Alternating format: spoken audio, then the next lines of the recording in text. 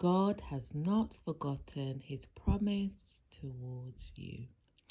So Genesis chapter 15 is a beautiful chapter. Previously, they'd been in war, and God gives Abraham a reminder and says, "Fear not, Abram, I'm your shield and thy exceeding great reward."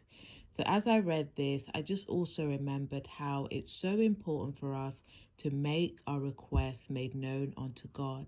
So in previous chapters, God had promised Abraham that he would be a father of many nations.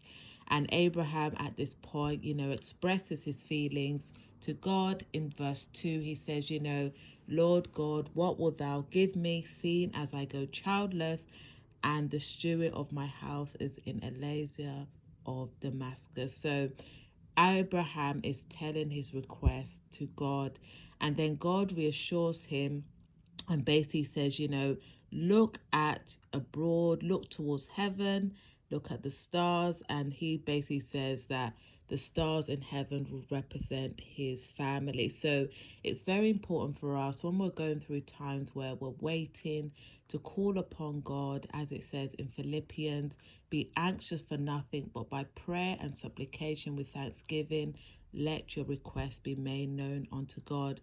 Because when Abraham talks to the Lord, God assures him, he gives him the promise that his generation will be like the stars in the sky.